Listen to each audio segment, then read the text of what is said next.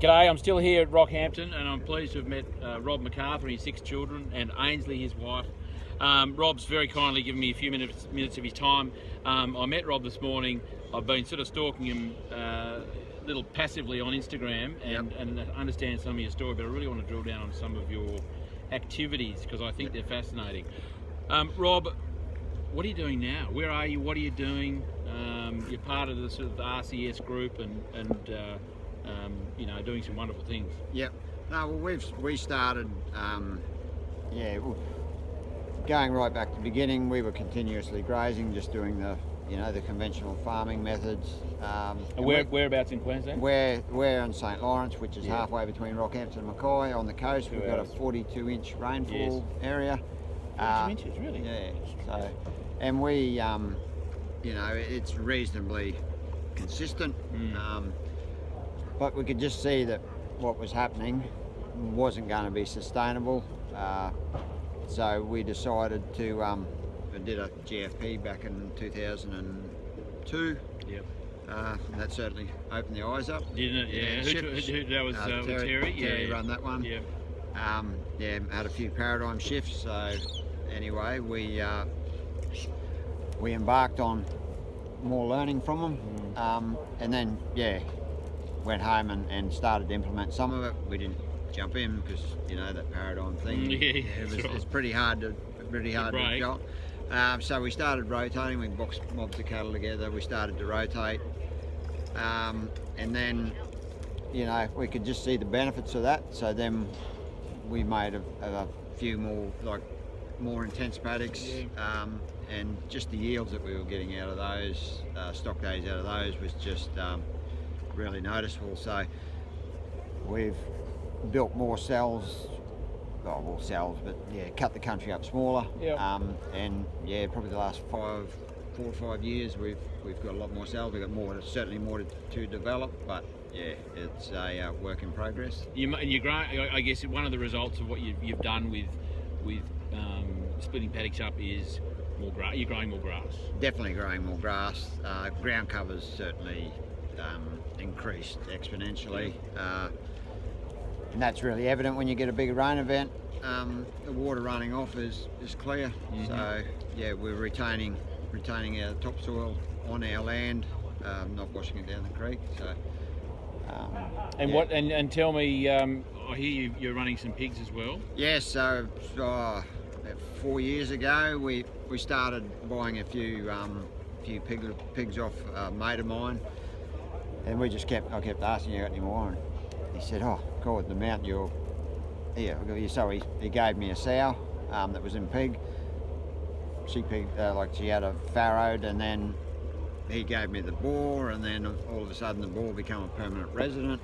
As they tend to do. As they tend to do. And and it's sort of grown from there. And then that was in a sty situation. Then we decided, well, we're going to implement this out on grass, the same as, you know, what we do with our cattle. So now we've got pigs out on pasture, and the response and the bang that we're getting from the pigs on grass is for the pastures, like for the land, is just really, really exciting. What are you seeing? So before the pigs go in, it's in a particular state. Then they go in for a period of time and they come out. So what are you sort of observing to think, well, there's something in this pig pasture stuff? Like, and putting them in pretty fair grasses, and like they knock them around. And when I first did it, I was like, oh, are we doing the right thing? Like, we're destroying beautiful pasture that cattle could eat. Because they're really getting into it. Yeah? Oh, they get right into it. Yes. Yeah. Right.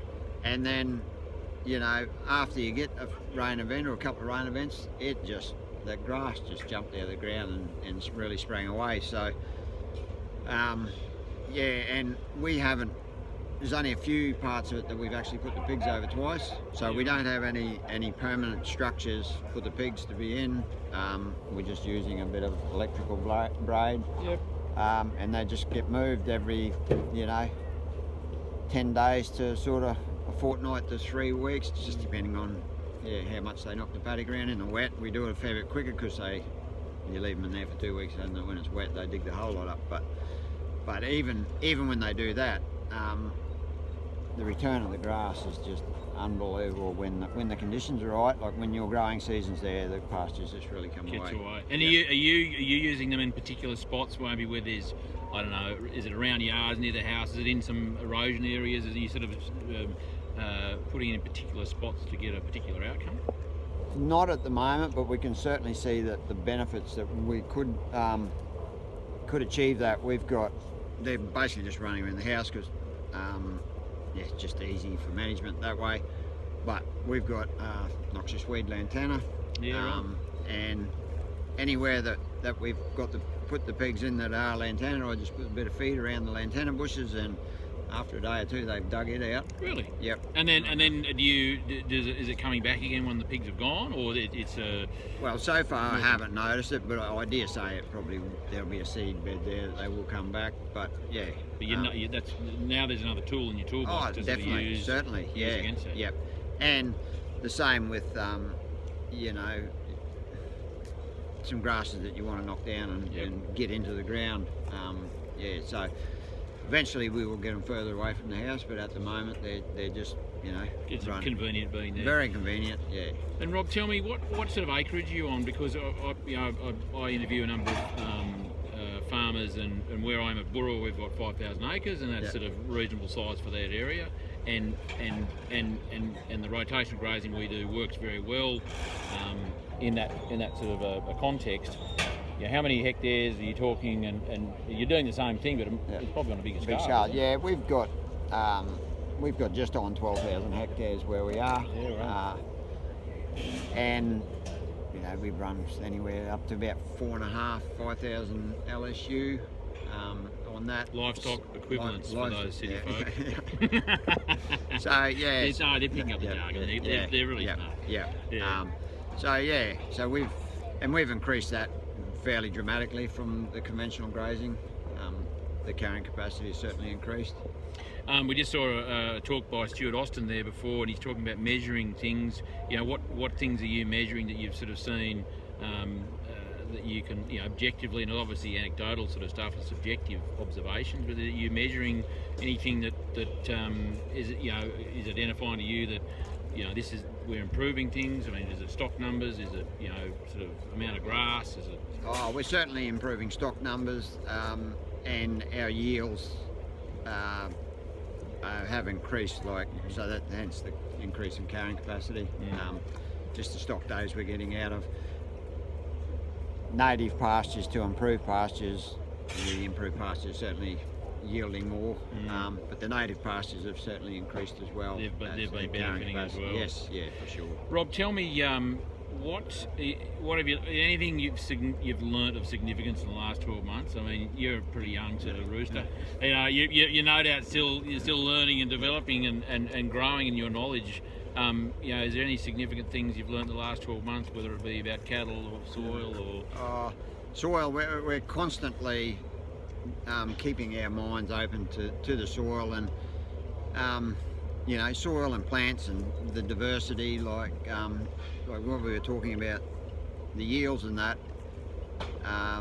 We've actually, when we do our grazing, our feed budget, we go around and we count plant species and all of that. So we'd like to increase plant species. What you're doing would be no doubt increasing plant species. Definitely. And in our improved, like when we were talking about improved pasture, we've also, in putting improved pasture in where we have native grasses, so we've got the balance of native plants and the improved plants all in the one. So it's not like a monoculture. That's certainly been certainly been a learning curve. And with the pigs, after just listening to the talk there of Terry's about your biomass and your bacteria and your fungi and all of that in your soils. Those pigs have to be doing something, because they're obviously they're laying down manure, they're digging up soil, they're basically ploughing in a very as Joel Salatin would say, they're expressing their pigness. So they're your sort of your biological plough. So there have to be some sort of igniting of some biology there as well, I'd imagine. Without destroying without destroying the, you know, like What we discovered when we were ploughing country and putting improved pastures in. The pastures after the first year were really, the new stuff was really healthy, and then the second, the third, and fourth years, because we'd actually damaged the population of the bugs and the fungi and that. You were dropping a seed into a seed bed that was okay for the first year, but the biology and then they wasn't got the there bang to out of keep that because there was all the, you know, all that nutrient there, but then there was nothing to keep putting that nutrients back in. So yeah, so hence, you know, the pigs doing that is not totally destroying that. It's actually, well, I guess it's, you know, it looks like it's probably destroying because it's digging it right up, but it's then creating a seed bed that's going to be the right, you know, medium for that activity, biological, and the plants to germinate. Yeah. Any advice for anyone sort of thinking about stepping into the world of regenerative farming or sort of rotational grazing? Is there any advice you could give to people that, you know, maybe where you were 20, 30 years ago? Oh, yeah, you've just got to keep an open mind, and just, you don't have to take everything on that you hear as gospel, or that you have to do that.